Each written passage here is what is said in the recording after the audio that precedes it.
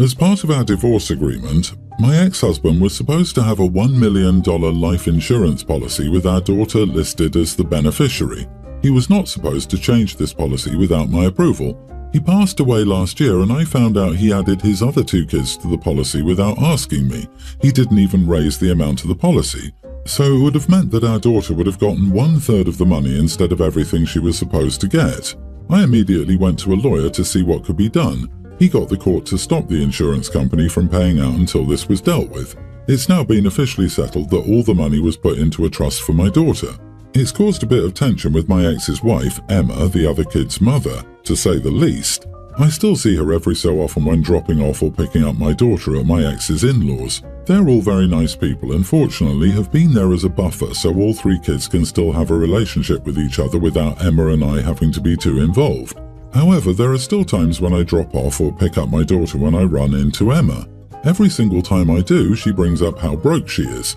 Yesterday I bumped into her again after we dropped the kids off. I admit it wasn't my finest moment, but as I was heading to my car, she brought up being broke again and I rolled my eyes. That set her off and she brought up the life insurance money again and how much of a witch I was to take that money away from her kids. They deserve the money just as much as my daughter and should have gotten an equal share, and that it was what their father wanted. They got left with nothing because of me. Thankfully, all the kids were inside while this happened. I decided to leave and not engage her, but it's still bothering me. Am I the idiot for contesting my ex-husband's life insurance and taking it away from my daughter's poor half-siblings? Edit, my daughter is a tween, Emma's kids are a young grammar schooler and a preschooler. The divorce was 6 years ago. I'm not in control of my daughter's trust and cannot move the money around or give some of the money to her siblings. I can only ask for certain expenses for my daughter, paid directly from the trust with the trustee's approval. So this was a mistress turned wife? Not the idiot. It's not your fault your ex decided to go against his divorce agreement instead of setting something up for his other 2 children and new wife. His actions aren't on you. You went legally to get what was owed to your child. Legally, you're in the right. And ethically, the mistake is his.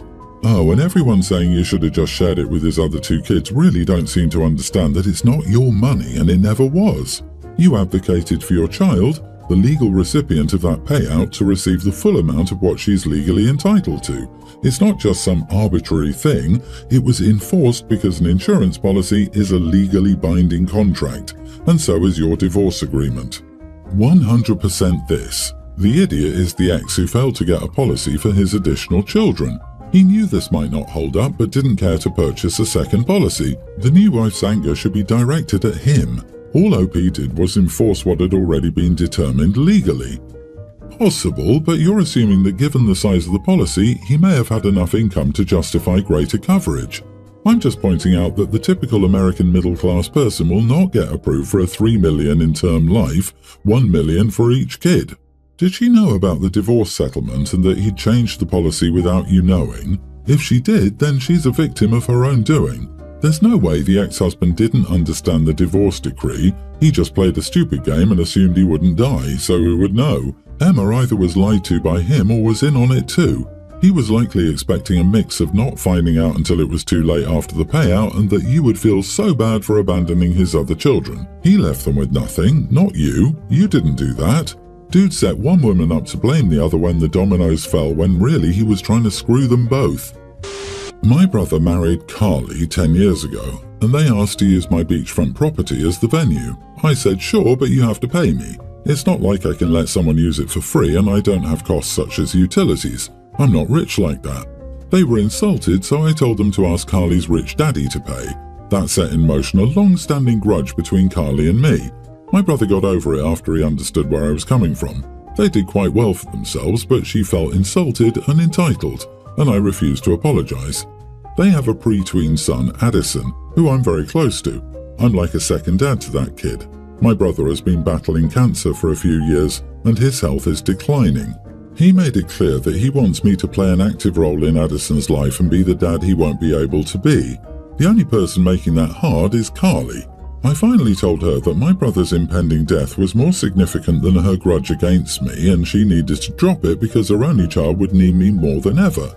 She said not to talk to her that way. I said I'm not my brother and I'm not your dad. I don't think you're a princess. Grow up. If I were you, I'd learn from this and do what's best for that boy. So, am I the idiot for telling my sister-in-law it's time to get over my declining her and her brother using my property for their wedding?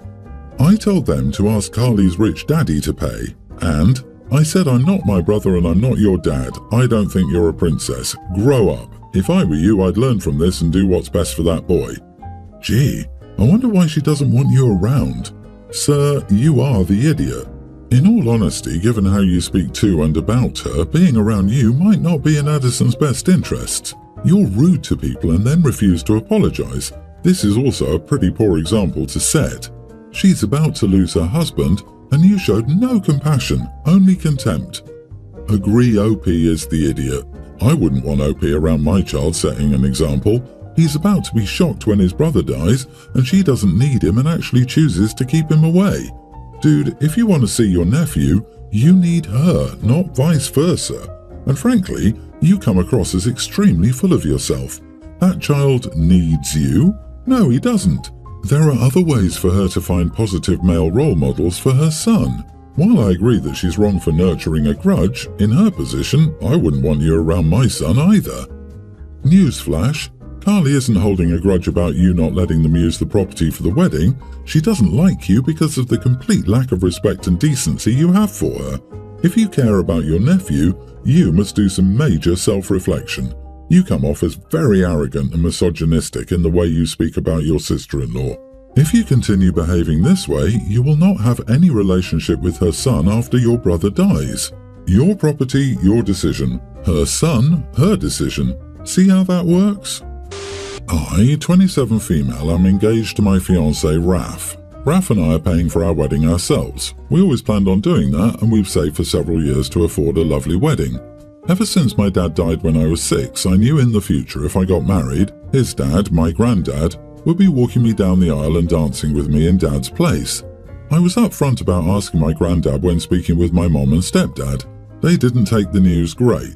My stepdad wanted to be the one who performed as father of the bride, and he told me as much. He said after being in my life since I was 7 when I met him, he feels he's more deserving of the role. He said it was childish to keep to a decision I made as a baby and never open myself up to alternatives. When I didn't give in, they got a little huffy and I decided to leave to give them some space. Then my stepdad came to me and said I should let him pay for the wedding. Honestly, this came out of nowhere, but I knew instantly what he was trying to do. I knew that if I took his money, I wouldn't be able to say no to him. So I stuck to my convictions and said thanks for offering, but we're good, we have the money. He went on a long rant about how traditionally the bride's father always pays for the wedding and how tradition is important, and he said it was bad luck to pay for your own wedding. I told him we were a more modern couple and had chosen to pay for our own wedding with no financial contributions from anyone. He was angry and he left. Ever since, he and my mom have said I disrespected him immensely by denying him the right to pay.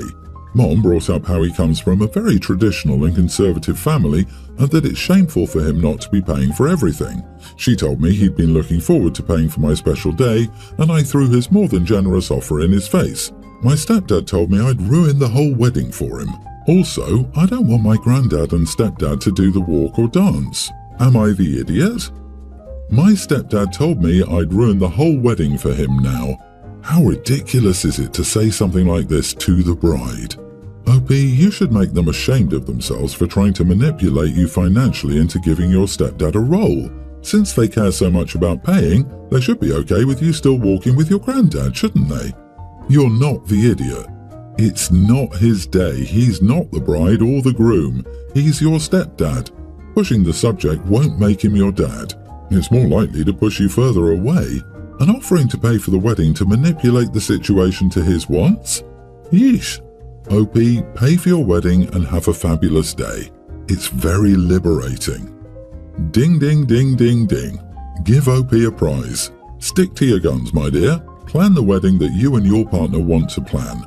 You've tried to include your mum and stepdad in creative and respectful ways, so ignore their adult tantrums and do you. Best wishes for your wedding and the marriage as well.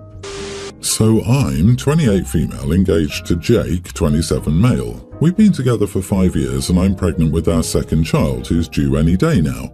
I get along with his family except for Jenny, who was dating Jake from ages 14 to 16. She ended up moving in with them because of issues at home, and she's also super close to his sister. Jake told me when they broke up it caused issues, and he ended up moving out at 17 to live with his uncle, which Jenny saw them as choosing her.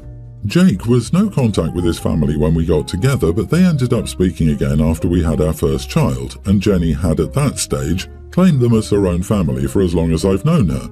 She made jokes about being the favourite, and that if any of the siblings or their partners get on her wrong side, she'll have them kicked out the family like she did Jake. Not true. When we first met them, Jenny was extremely cold and rude to me. She kept making comments about how disappointed she was in Jake. It's not gotten better. She told me multiple times I'll never be part of their family, and keeps making out I'm just a fling that will disappear any day.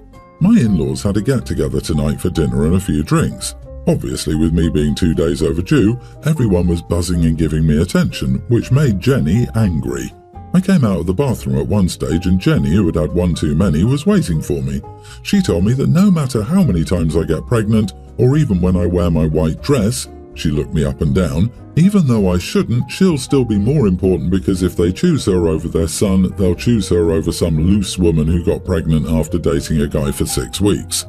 I told her actually I'm more important, and that I'm never going to go away because I'm the mother of their grandchildren, and I'm going to have their last name, which Jake nor her parents ever gave her, and all she is to them is a charity case who needs to get over her ex. Whole different story there, and she needs to see a therapist to work on her issues. Then I told her to sober up, she looks pathetic. She then broke down crying and everyone came to see what was going on. I told Jake I wanted to go home.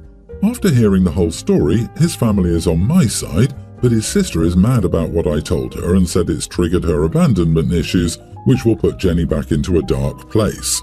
Am I the idiot for telling my fiancé's sister I'm going nowhere? Not the idiot. Jenny needs therapy. Lots of it.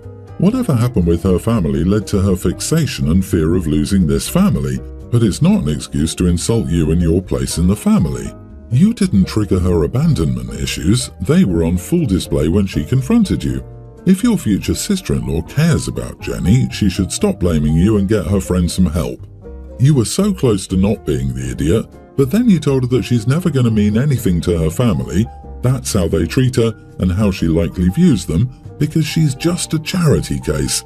That's excessively cruel. She was a child when she came to live with them. Do you think she was in a good place when that happened? Throwing someone's childhood trauma in their face like that wasn't necessary. You could have stopped at the grandchildren part. She was way out of line, but you know she has some serious issues. You went right for the jugular anyway. You are the idiot. I do not for the life of me understand all the "you are the idiots." So what if you went for the jugular? You've put up with her for long enough. Don't dish out if you can't handle someone clapping back. Honestly, I hate it when someone gets crap for clapping back. You are not the idiot. Not every human alive is expected to be a saint. You can be petty and mean. I don't believe in starting a fight, but you sure can end it. And Jenny needs more than a lot of therapy. That poor girl needs to go away to someplace quiet for 30 days where there is nothing but therapy. She sounds like a mess. Update: am I the idiot for telling my fiancé's sister I'm going nowhere? So my in-laws came over today to talk about what's going on. Jake explained he doesn't want our family around Jenny anymore because her behaviour is alarming. He said his family is free to come to our home to see our kids, but Jenny isn't allowed. Nor does he want her around us in the future because he hates her, and so does his other brother and his wife. His parents said they understood and apologised for everything, but his sister said they couldn't just shut her out because of her mental state. Jake said if she wants to keep Jenny in her life, that's fine, but she isn't family to us, and we don't want her in our lives. Sister-in-law said Jenny is her sister, and if we don't allow her to the wedding or family events, she won't go. She'll get another sibling to boycott too, which was hilarious and cringeworthy because they told her then and there they wouldn't boycott anything for Jenny. My sister-in-law then turned to me and said if anything happens to Jenny, I'm responsible because I started this. I told her I don't care about Jenny or her mental health. She's a grown-down woman that needs to work on her issues, and she ended up leaving more angry than she arrived. My in-laws seem to be taking accountability for their part in letting Jenny's behaviour go unchecked for so long, but we will see how things play out. My mom and sister arrived earlier today, so I feel more at ease, especially since I'm beginning to get a feeling my daughter is going to make her entrance into the world in the next day or two. Thank you all. My stepsister, nearly adult, and I, same age, are both seniors at the same high school. This Friday we discovered our preliminary rankings, and I'm on track to be valedictorian if I maintain my current grades.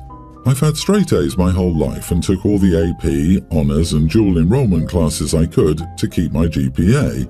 Our class is huge, 540 people, and there were quite a few competitors for the top spot, including my stepsister, but most of them got screwed by their freshman grades. That year we were online, so many people didn't do so well.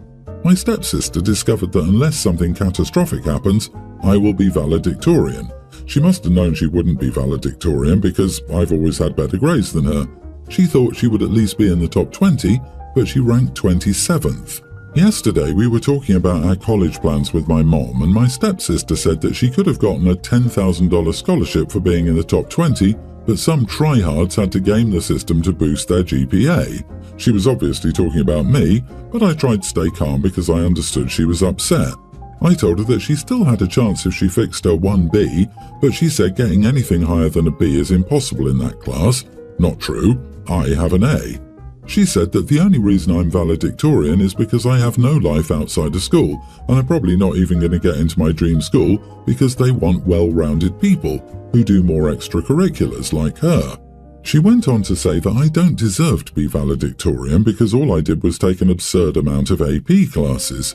I said she's a damn idiot if she thinks she has a better chance of getting into my dream school than I do when I have better grades, a better SAT score, and participate and hold leadership positions in more extracurriculars. She got up and ran to her room, and later I heard her crying.